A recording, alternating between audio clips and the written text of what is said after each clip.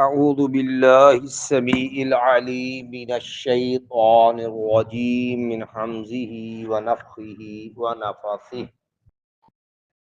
بسم الله الرحمن الرحیم۔ آٹھواں پارہ سورہ الاعراف۔ آٹھواں پارہ سورہ الاعراف کا یہ ساتواں رکوع ہے۔ آٹھواں پارہ جو ہے اس کا یہ 14واں رکوع ہے۔ سورہ الاعراف جو ہے اس کی آیت نمبر جو ہے وہ 54 ہے۔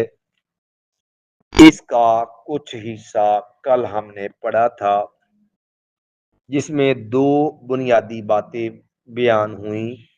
پہلی چیز کہ اللہ تعالیٰ نے آسمان و زمین کی تخلیق پیدائش 6 دنوں میں کی۔ دوسری بات، ایک بڑا بنیادی مرکزی عقیدہ یہاں پر بیان ہوا تھا کہ ثم استویٰ علی العرش، اللہ عرش پر بلند ہو گیا۔ اللہ کا عرش پہ ہونا برحق ہے، جیسے اللہ کی شان کے لائق ہے، اس کو ماننا فرض ہے، اس کا انکار جو ہے وہ کفر ہے۔ آج جو آیات ہیں اس میں اللہ تعالیٰ کی مزید جو صفات ہیں ان کا تذکرہ ہے، اور پھر آگے اللہ نے اپنے قوانین بیان کیے۔ فرمایا یغشی اللیل النہار، وہ اللہ جس نے آسمان و زمین کو 6 دن میں بنایا، جو عرش پہ بلند ہے، وہ اوڑھ دیتا ہے، ڈھانپ دیتا ہے رات کو دن پر، سارا روشنی ہوتی ہے، پوری دنیا جو ہے وہ نمایاں ہوتی ہے، چاہے سورج نے اس کو چمکایا ہوتا، ہر چیز نظر آتی۔ تو اللہ اس دن پر جو ہے اس رات کو وہ اوڑھ دیتا، ڈھانپ دیتا۔ یطلبہ حثیثا، اور وہ تلاش کرتا ہے اس کو حثیثا، تیز چلتے ہوئے۔ کہ دن ہوتا ہے، اللہ اس کو رات دے کے ڈانپ کے پوری دن دے رکھتا، پھر وہ دن تیز چلتے ہوئے پھر آ کے وہ رات کو پیچھے ہٹا کے پھر وہ دن جو ہے وہ نمایاں ہوتا ہے، کبھی دن کبھی رات۔ یہ اللہ کے بنایا نظام ہے، اور یہ نظام اتنا مضبوط مربوط ہے کہ آج تک کبھی اس کے اندر کوئی فرق نہیں آیا، کوئی خرابی گڑبڑ۔ تو اس کو ایک منظم مربوط نظام کے تحت کون چلاتا ہے؟ یہ جو اس کا چلنا ہے، آنا جانا ہے، اس کے اوقات کار ہیں، یہ بھی اس بات کی دلیل ہے کہ اس کے پیچھے کوئی چلانے والا ہے، اس کا کوئی خالق ہے، اور وہ کائنات کا رب ہے۔ والشمس والقمر، اور اس نے پیدا کیا سورج کو اور چاند کو۔ اللہ تعالیٰ نے یہ دونوں نعمتیں، ایک کا تعلق دن کے ساتھ ہے اور ایک کا تعلق رات کے ساتھ۔ سورج کا تعلق دن کے ساتھ اور چاند کا تعلق رات میں، اور دونوں کے اللہ تعالیٰ نے فوائد بھی قرآن میں بیان کیے کہ ان کے مقاصد کیا ہے۔ ایک تو اللہ تعالیٰ نے دن بنایا ہے، وجعلنا النہار معاشا، ہم نے دن بنایا کس لیے؟ کام کاج کے لیے، کاروبار کے لیے۔ تو ظاہر ہے اس کے لیے روشنی چاہیے، اس کے لیے ذرائع چاہیے۔ جتنی آپ کی فصلیں ہیں بننی پکنی، ان سب کا تعلق اس سورج کے ساتھ کھڑا ہے۔ والقمر، اور چاند، اور چاند انسان کو زندگی گزارنے کے لیے اوقات کار، وقت، ان چیزوں کا اندازہ لگانا، یہ ساری چیزیں اللہ نے کس کے ساتھ رکھی؟ چاند۔ یسألونک عن الاہلہ، مایا میرے نبی، لوگ آپ سے چاند کے بارے میں سوال کرتے ہیں، کبھی بریک، پھر موٹا موٹا، پھر پورا، پھر اس کے بعد اس طرح کم ہوتا، پھر غائب، پھر دوبارہ بڑی بریک جو ہے وہ طلوع ہو جاتا ہے۔ یہ کیا یہ تغیرات ہیں، یہ تبدیلیاں کس چیز کی ہیں؟ فرمایا یسألونک عن الاہلہ، یہ چاند کے بارے میں سوال کرتے ہیں نا، قل کہہ دیجیے یا مواقیت للناس، یہ لوگوں کے لیے وقت، ایک لوگ اپنی تاریخ وقت کا تعین کرتے ہیں۔ اور اللہ تعالیٰ نے پھر سورج چاند کے والے سے بھی اپنا معاملہ جو ہے اس میں اپنی کاراگری، اللہ تعالیٰ نے اپنی قدرت کا اظہار سورج یاسین میں بھی کیا ہے کہ میں جو ہے یہ والشمس تجری لمستقر لها، سورج جو ہے جو اللہ نے اس کا مدار مقرر کیا نا وہ اس کے اندر چل رہا ہے. والقمر قدرناہ منازل، چاند ہے تو اس کی بھی اللہ نے منزلیں طے کی. ہر روز اتنا سفر کرنا، پھر اتنا 28 منزلیں اس کی جن کے اندر ہر روز چاند سفر کرتا، پھر غیب، پھر دوبارہ طلوع ہوتا ہے. اور مایا للشمس ینبغی لہا ان تدرک القمر، کہ اللہ نے فرمایا کہ یہ دو چیزیں نے بیان کی، دن اور رات، سورج اور چاند. تو اللہ نے فرمایا یہ میرا بڑا نظام ہے نا، للشمس ینبغی لہا ان تدرک القمر. آپ زندگی میں کبھی یہ منظر نہیں دیکھیں گے کہ جو آنا سو جو ہے سورج اور چاند ٹکرا گئے، یا آنا سورج نہیں ہو پھر دوبارہ چاند وہاں تک پہنچ گیا اس کے ساتھ. سورج کے لیے نہیں ہے سورج کے لیے کہ وہ چاند کو پالے. وَلَلْلَيْلُ سَابِقُ النَّهَارِ، نہ یہ ہے کہ کبھی رات دن سے آگے نکل جائے کہ ایک رات ہونی سی اس کے بعد دن آیا تو دن آنے کی بجائے دوبارہ پھر رات آ گئی. میں کبھی بھی رب کے نظام میں یہ خرابی خلل نہیں آیا. تو اللہ نے یہ چیزیں اپنی قدرت کے دلیل کے طور پر پیش کی تاکہ انسان کو پتہ چلے کہ اس کا کوئی رب ہے جنہیں پورا نظام بنا. وَالنَّجُومُ مُسَخَّرَاتٌ بِأَمْرِهِ، اور ستارے مسخرات وہ تابع کر دیے گئے بِأَمْرِ، اس کے حکم کے ساتھ. اللہ نے اس کو بھی بنا کر کے جو ہے اس کے ساتھ بھی اللہ نے آپ کے فائدے کے لیے اس کو مقرر کر دیا کہ اس طرح آنا نکل. یہ ستارے جس کو اللہ نے اس کے بھی کئی مقاصد قرآن 3 مقصد قرآن میں بیان کیا. ستارے کیوں رکھے؟ پہلا تو فرمایا کہ دنیا یہ پہلا آسمان ہے نا، اس کی خوبصورتی ہے. اِنَّا زَيَّنَّا السَّمَاءَ الدُّنْيَا جو ہے اِنَّا زَيَّنَّا السَّمَاءَ بِزِينَةٍ لِلْكَوَاكِبِ. پہلا اس کا فائدہ یہ ستارے جو ہے آسمان دنیا جو قریب کا آسمان زمین کے اس کی خوبصورتی ڈیکوریشن ہے. یہ وَحِفْظًا مِّن كُلِّ شَيْطَانٍ مَارِدٍ، مایا سر کا شیطان جو ہوتے ہیں نا جو آپ اوپر سماعت باتیں چرانے لے جاتے ہیں، مایا ان سے حفاظت کے لیے ان کو جو ہے وہ شابز ستارے جو مارے جاتے ہیں. اور تیسرا اللہ تعالیٰ نے اس کا ایک اور مقصد بیان کیا، فَبِالنَّجْمِ هُمْ يَهْتَدُونَ، ستاروں کے ذریعے وہ رستہ تلاش کرتے ہیں. سمندر ہے نا، کوئی روڈ نہیں بچھی، کوئی رستہ نہیں. ایک کنارہ جو ہے وہ کراچی سے لگا ہوا ہے، ایک بلوچستان کے ساتھ بھی لگا ہے، اور یہ پوری پٹی ہے. اور اسی طرح یہ سمندر کدھر سے کدھر چلتا چلتا کتنے ملکوں کے ساتھ جڑتا جڑتا کہاں تک جاتا ہے. اب آپ نے پانی میں چلنا، کوئی روڈ نہیں، کیسے جانا؟ یہ تو آپ کے آج میپ آئے ہیں نا کہ وہ آپ کو بتا دے گا روٹ، لیکن وہ پرانے دور کے لوگ سارے ان کے میپ کون سے تھے؟ ان کے میپ یہ ستارے. اور آج بھی کہ وہ ستاروں کے ذریعے جرسا کہ فلاں ستارہ فلاں جگہ فلاں جانب جائیں گے تو فلاں طرف ہے، فلاں ستارے سے فلاں جانب فلاں رستہ ہے، فلاں ستارہ فلاں جگہ چمکتا ہے تو فلاں رستہ بند. سمندروں کے رستے بھی وہ ان ستاروں کے ذریعے، راتوں کو بھی رستے جو جنگلات میں اندر صحراؤں میں رستے تلاش کریں تو کن کے ذریعے؟ ان ستاروں. والنجم والنجوم، اور ستارے مسخرات وہ تابع کر دیے گئے بے امر، اس کے حکم کے ساتھ. یعنی ہر چیز اللہ نے انسان ایک مقصد کے ساتھ پیش کی ہے، اور اس مقصد کے بعد ہر چیز انسان کی ضرورت کے لیے. اور کوئی چیز رب کی پیدا کردہ اس کے حکم سے باہر، اس کے حکم سے نکلی ہوئی، اس کے حکم کی نافرمانی کرنے والی جتنی مخلوق ہوئے گل بھی تو ہوتی ہے نا. اس لیے فرمایا لوگوں الا لہ الخلق والامر، لوگوں یہ قانون سمجھ لو، خبردار، لہ الخلق، اسی اللہ کا پیدا کیا، اسی کے لیے پیدا کرنا، والامر، اور حکم بھی کس کا ہے؟ اسی کا. جس کی مخلوق ہے حکم بھی، یہ آسمان و زمین ہے پیدا کیے تو کس نے؟ اللہ. اس میں حکم نظام چلتا تو کس کا؟ اللہ کا. کائنات میں کوئی نہیں جو رب کے نظام کو. ابراہیم علیہ السلام کیا تھا نا، فإن الشمس فإن اللہ یأتی بالشمس من المشرق فأتی من المغرب. میں جس طرح یہ نظام ہے اس کو بدل کو نہیں سکتا، اسی طرح مخلوق ہے نا تو جو شریعت کا قانون ہے پیدا رب نے کیا نا، جس کی مخلوق کا قانون بھی اسی کا چلے گا. جب اسی کا قانون چلے گا تو بھئی پھر رب کی شریعت کے فیصلے بھی اللہ نے پیدا کیا تو عقید اللہ کے بارے میں نظریہ بھی وہی جو رب نے دیا، رسول اللہ کے بارے میں بھی نظریہ وہی جو رب نے دیا، عبادت بھی اسی اللہ کی، عبادت بھی اسی طریقے پہ جو اللہ نے مقرر کیا، نبی سکھا کے چلے گا. معاملات ہیں تو اس میں حلال و حرام اس کا استعمال وہ بھی اسی طریقے پہ جو ہے الا لہ الخلق والامر، میں جس کے خبردار اسی کے لیے پیدا کرنا ہے اور حکم بھی اسی کی مخلوق ہے تو اسی کا آرڈر ہے۔ تو کتنی بڑی بدبختی ہے مسلمان کی کہ کلمہ پڑھ کے وہ اپنے رب جو ہے رب کی بجائے غیروں کے در پہ جائے، رب کا حکم چھوڑ کے غیروں کے حکم کے اوپر اپنے آپ کو قربان کرے۔ اس سے بڑی انسان کی کوئی بدبختی نہیں۔ مخلوق رب کی تو حکم کس کا ہوگا؟ رب کا۔ تو یہاں پر تو لوگ یہ بھی ساتھ نہیں، پیدا رب نے کیا یا نہ کیے پیدا دیتا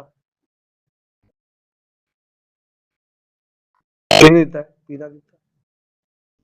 اب تو خیر لوگوں میں کچھ شعور آ گیا، کچھ لوگ ٹل گئے اس معاملے میں کہ اب لوگوں میں کم ہے، کچھ شعور اللہ نے دے دیا، جہالت کم ہو۔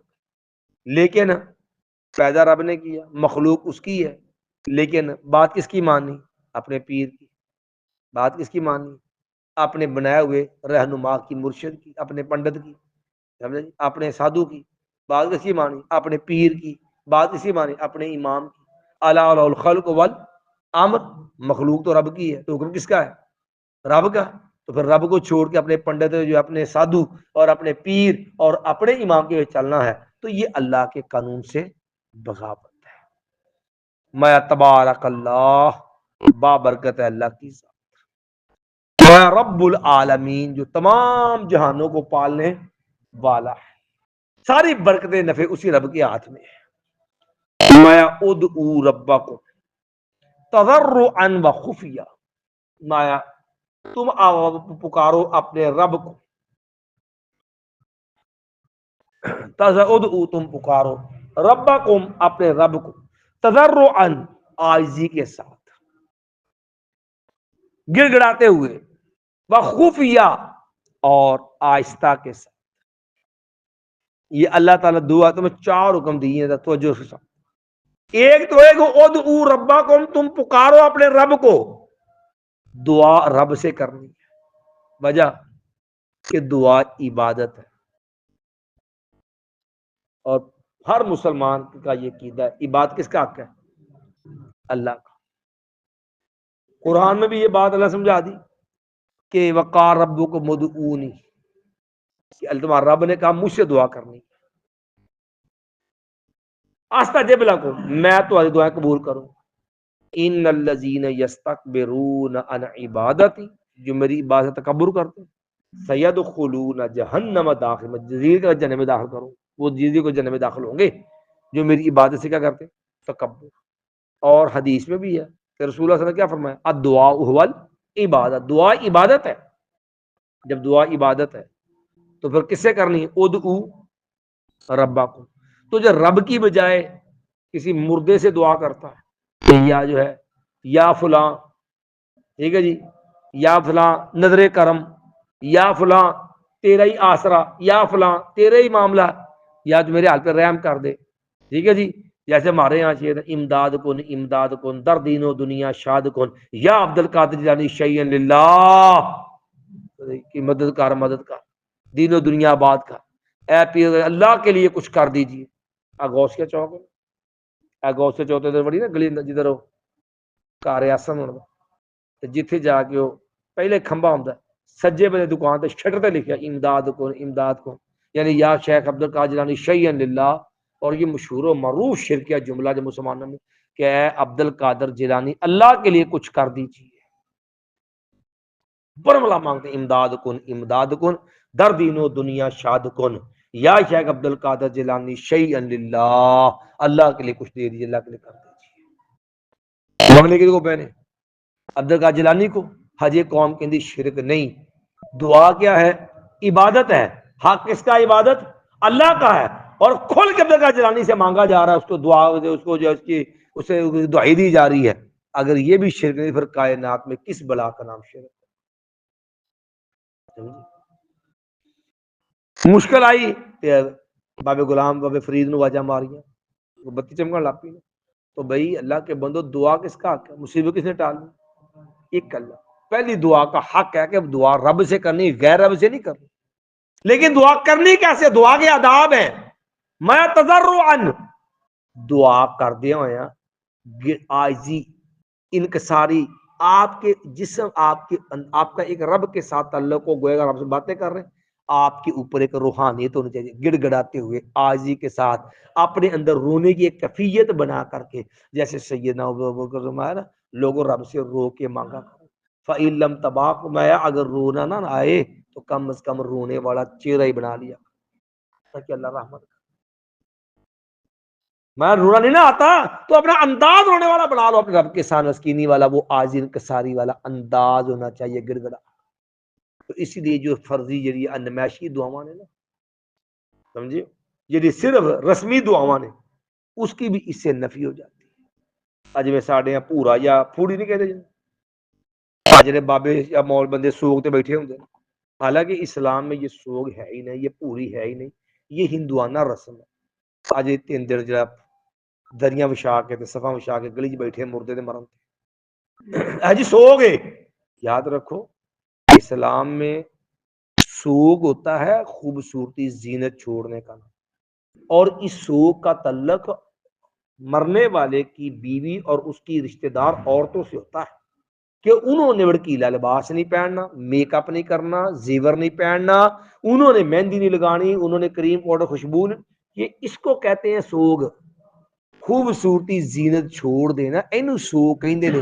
اب محلہ ڈک کے گلی بند کر کے پھوڑی ڈا کے سارے محلے چگلیاں کرنا، اینو سوگ نہیں آندے۔ پورے محلے دی کائنات دی سیاست اتھے ہونی، اینو سوگ نہیں آندے۔ یہ ہندوانہ رسم ہے۔ پھر اتو دے پھر دعا ہے، وہ دعا بھی شرعی آداب سے خالی ہوتی ہے۔ دعا کے لیے ادب کیا سکھایا؟ ادعوا ربکم، تم پکارو اپنے تضرعا، تمہارے اندر گڑگڑاہٹ ہو، اپنے رب کے روتے ہو، اپنے اللہ کے ساتھ جو ہے پوری لگن کے ساتھ اپنے رب سے مانگو۔ ایتھے کی ہوندی دعا چڑکا، ادھر جانا جی وہ سگڑ لائی ہوندی ہے، یا ادھر ہوکا وہ گڑ گڑ کر رہا ہوندا ہے، دعا فرماؤ جی، وہ نال ہی سگڑے تے لگی، فرماؤ چلو جی آ اللہ بخشیا گیا ہی آ دعا چٹکا چٹ وچ پھسا چھڈے، وہ پھر بننی منہ چلا پلا بو آن ڈئی تضرعا، میں گڑ گڑا گڑ عاجزی کے ساتھ۔ تو یہ ویسے بھی ادا کے دعا کا مذاق ہے، یہ جو پھوڑیوں والی دعا جو ہے نا مام، خفیہ دعا خلوت میں کرنی چاہیے، علیحدگی میں، لوگوں سے ذرا ہٹ کے ایک سائڈ پہ ہو کے۔ اس کے کئی فائدے ہوتے ہیں، بندہ رب سے کھل کے مانگتا ہے، بندے کو رب کا تعلق ہوتا ہے، خلوت کے اندر بندہ کھل کے اپنے آپ کا اظہار کر سکتا ہے۔ اسی لیے رسول اللہ صلی اللہ علیہ وسلم 7 قسم کے بندے، سبت یذلہم اللہ فی ظل یوم لا ظل الا ظلہ، جنہیں اللہ اپنے عرش کا سایہ، ان میں ایک بندہ وہ بھی ہے راجل ذکر اللہ خالیہ، وہ بندہ جو علیحدہ ہو کے خلوت میں ہو کے لوگوں سے ہٹ کے ذرا وہ جو زیادہ جو ہے اللہ کو یاد کرتا، اور جب خلوت میں ہو کے یاد کرتا تو اس کا اثر کیا ہوتا ہے؟ اس پہ روحانیت کا جو انداز رنگ آتا ہے نا اس پہ، ففاضت عینا، اس کی آنکھوں سے آنسو بہ پڑتے ہیں۔ مایا کہ یہ بندہ جو خلوت میں ہو کے اللہ کے سامنے روتا ہے، علیحدگی میں ہو کے اللہ کے سامنے روتا ہے، اور اس کی آنکھوں سے آنسو نکل آئے، ماں یہ خلوت والا رونا اللہ کو اتنا پیارا ہے، قیامت والے جب سورج ایک میل دے فاصلے تے ہوئے گا نا، اور لوگ سائے نو ترس رہے ہوں گے، کہ اللہ اینو اپنے عرش دا سایہ نصیب کرے گا۔ اسی لیے ہمارے ہاں ایک کوتاہی ہے، گھر بناؤنے ہیں نا، یہ 4 لیٹرین بناؤنے ہیں، ہر کمرے نے ایک اٹیچ باتھ بنتا ہے۔ حالانکہ آپ پرانے دور میں گھر دیکھیں تو ایک واش روم تو 2 بھی ہو سکتے ہیں، عیب نہیں ہے، لیکن ڈیزائننگ ایسی ہے۔ کمرے مکان کے بنانے کے اندر ہماری ترجیحات کیا ہوتی ہیں؟ لان ہونا چاہیے، جتنے کوئی 4 بھن بھرا ہو تو کٹھے بیٹھ سکے کھلے ماحول چ، یا گھر کی خوبصورتی ڈیزائننگ کا لان، پھر ایک ٹی وی لان، یعنی جڑا مرکز شیاطین جہدے وچ ڈرامے فلماں کٹھے بہ کے دیکھ سکتے، ٹی وی لاؤ، اپنے اپنے بچیاں دے الگ کمرے، ٹھیک ہے جی۔ پھر گراسی گراؤنڈ اگر ہے ممکن کھلی، آج کو تو رہ ہی نہیں گیا ہوں، لوگوں کے لیے مشکل ہوگا بڑے شہروں میں، چلو بارہ وہ اس کا بھی اہتمام ہو گیا۔ سٹور ضرورت ہے گھر کی، اچھا نماز ضرورت نہیں، رسول اللہ صلی اللہ علیہ وسلم آیا صلو فی بیوتکم ولا تجعلوها قبورا، نبی نے میں اپنے گھروں میں نماز پڑھا کرو، اس کو قبرستان نہ بناؤ۔ پورے گھر کے اندر ہماری بیٹیاں، بہنیں، مائیں اور بیوی، ماں پڑھنی نہ انہوں نے وہ جگہ لب دیے پھر دیا کتنے پڑھنی، کوئی نے کتنے پسند ڈایا کسی پورے گھر میں کوئی ایک کمرہ بھی نماز کے لیے مختص کیا۔ رسول اللہ صلی اللہ علیہ وسلم نے بھی گھر میں بنائی ہوتی ہے کہ جگہ بنائی تھی جہاں کے اندر جب رسول اللہ اگر مشکل آ کے اپنا مسئلہ رکھ کر مشکل پڑھتے تھے۔ اپنے گھر کے اندر ٹی وی لان تو ہے، وینٹیلیشن کے لیے تو جگہ چھوڑ دی 10 فٹ۔ نماز کے مصلے کے لیے اپنی خلوت میں عبادت، لوگ بچے میرے سوئے اپنے کمرے میں سوئے رہے ہیں، میرے گھر میں کم از کم وہ میری مسجد ہے، میں گھر چھوڑ کے اپنا بستر چھوڑ کے الگ ہو کے اس کمرے میں جا کے میں اپنا مصلی رکھوں، وہاں پہ جا کے نماز پڑھوں، وہاں جا کے میں اپنی دعا کروں، وہ سنتے وہاں جا کے پڑھوں۔ میرے گھر میں اندر کوئی ایسی جگہ ہے جہاں میں عبادت کر سکوں بیٹھ کے؟ پورے گھر کے اندر ایک مصلی کے لیے، 2-4 مصلوں کے لیے ہم نے کوئی چھوٹی موٹی جگہ نہیں چھوڑی عبادت کے لیے مصلی کے۔ اپنی دنیا کے ہر کام کی جگہ چھوڑ، جہاں بھی کمرہ بنایا انہیں لیٹرن اٹیچ بات کر لیا نا، چلو ضرورت اگر وہ ہم اس کے وہ لگے کچھ ضرورت تھی نا، اس کے لیے جگہ نکل آئی۔ یار عبادت کی خلوت کی کوئی ضرورت نہیں، یعنی عبادت کے دیکھو نماز ساری دعا ہے، نماز ساری کی ہے دعا ہے نا، اور دعا کے لیے کیا ہے؟ ایک تو گر گڑاہٹ، عاجزی، انکساری، آپ کا رب کے سامنے رونے والا ایک انداز، اور ہو کہاں پر؟ خفیہ، علیحدگی میں، خلوت میں، لوگوں سے چھپ کے، ہٹ کے کہ آپ نے تہجد پڑھنی ہے، رات کو نفل پڑھنے ہیں، آپ اپنے کمرے میں روئیں گے، آپ کے بچے ڈسٹرب ہوگے کہ نہیں؟ بیوی پاس پڑی ہے، وہ چالی سوئی ہے اگر بالفرض، ظاہر ہے اسے کبھی نماز پڑھنے کی نہیں پڑھنی، آپ وہاں بیٹھ کے کریں، اس کی نیند ڈسٹرب ہوگی نہیں؟ پھر اس کے سامنے ریاکاری کا معاملہ بنے گا کہ نہیں؟ اور جب آپ اپنی مسجد میں ہوگے، اپنے گھر کی مسجد میں، اپنے خلوت کے میں ہوگے، تو کیا خیال ہے پھر جو آپ کی کیفیت، جو وہاں پر اللہ سے مانگنے کا رنگ ہوگا، کیا خیال ہے اس کا کوئی مقابلہ ہوگا؟ تو دعا کا یہ دوسرا ادب ہے، خفیہ، علیحدگی میں، خلوت میں، اپنے معاملات کے۔ تو اسی لیے مسجد میں کبھی بندہ آتا نا پڑھنی ہے، کتنی جگہ کھلی ہے، کسی کونے میں ہو جاؤ، لوگ کو دو بیٹھے ہیں، دو ہٹ کے تھوڑا سیر پہ ہو جاؤ، جتنی خلوت علیحدگی میسر ہے، کیا عرض ہے؟ مقصد ہے کہ میری دعا کے اندر میری روحانیت، میرے رب سے رشتہ مضبوط ہو، اور اس کے لیے ادب اللہ نے سکھایا، عاجزی، گڑ گڑاہٹ، پوری توجہ، انہماک بھی، خشیت بھی ہو، اور ساتھ خلوت اور علیحدگی بھی ہونی چاہیے دعا کے اندر، تاکہ بندے کی توجہ اپنے رب کی طرف مضبوط رہے۔ انہ لا یحب المعتدین، بے شک اللہ تعالی حد سے تجاوز کرنے والوں کو پسند نہیں کرنا۔ اب حد سے تجاوز کیا ہوتا ہے؟ اس کی بھی کئی بڑی تفصیل، موٹی موٹی ایک بات، ایک تو یہ ہے کہ آپ اللہ کے ساتھ کسی اور کو شریک کریں تو یہ توحید میں اللہ کی حد سے مخالفت کر گیا، اللہ کی بجائے غیروں سے آپ مانگیں گے، ٹھیک ہے جی، کسی کا مرتبہ بڑھا کر کے، ٹھیک ہے، وسیلے واسطے ڈال کے، یہ ساری اعتداء کی صورت ہے، یا بے جا تکلفات، جی میں کہی تھی مولوی ہوندے نا بات جمعے دعا یا بات، انہوں نے بڑے کلمات جوڑے ہوندے نے، اور بڑی الفاظ جوڑ کے مسجع مقفع کلام بنا کے نا، بڑی بڑی سکون وہ دعا بڑھائی ہوندی، بڑے لفظ جوڑے کٹھے کیتے ہوں، یہ تکلفات کا انداز ہے، تصنف بناوٹ، یہ تصنف بناوٹ کا انداز، اللہ کو عاجزی پسند ہے، یہ تصنف بناوٹ پسند ہے، اسی لیے جو ہے دعا میں کوئی بھی زیادتی کا جو انداز ہے وہ اللہ کو پسند نہیں ہے۔ ایک بار پھر ترجمہ دعا، ان ربکم اللہ الذی خلق السماوات والارض فی ستۃ ایام، بے شک تمہارا رب اللہ ہے وہ ذات جس نے پیدا کیا آسمانوں کو اور زمین کو، فی ستۃ ایام، 6 دنوں کے اندر، ثم استوى علی العرش، پھر وہ جو ہے بلند ہو گیا عرش پر، یغشی اللیل النہار، اب اوڑھ دیتا ہے رات کو دن پر، یطلبہ، وہ تلاش کرتا ہے اس کو، حثیثا، تیز چلتے ہوئے، پھر دن اس کے پیچھے دوڑ کے وہ اس کو تلاش کرتے وہ آ جاتا ہے، والشمس والقمر، اس نے پیدا کیا سورج کو اور چاند کو، والنجوم، اور ستاروں کو، مسخرات بامرہ، اور وہ تابع کر دیے گئے اس کے حکم کے ساتھ، الا خبردار، لہ الخلق، اسی اللہ کی مخلوق ہے، والامر، اسی کا قانون حکم ہے، دنیاوی امور چلنے میں تکوینی معاملات ہو تبھی اللہ کے ملوک اللہ کا قانون، اور شرعی معاملات ہو تو شریعت بھی اللہ کے، جب بندے بھی اللہ کے، ان پہ شریعت بھی کس کی چلے گی؟ اللہ تعالیٰ کی۔ تبارک اللہ، با برکت اللہ والا، اللہ کی ذات رب العالمین جو تمام جہانوں کو پالنے والا ہے۔ ادعو ربکم تضرعا و خفیہ، تم پکارو اپنے رب کو گرگاتے ہوئے عاجزی کے ساتھ، مایا یعنی خشوع و خضوع سے، و خفیہ اور خلوت میں ہو کے، علیحدگی میں ہو کے، لوگوں سے چھپ کر کے، مایا انہ لا یحب المعتدین، بے شک اللہ تعالی حد سے تجاوز کرنے والوں کو، زیادتی کرنے والوں کو پسند ہی نہیں کرتا۔ سبحانک اشہد ان لا الہ الا انت استغفرک و اتوب الیک۔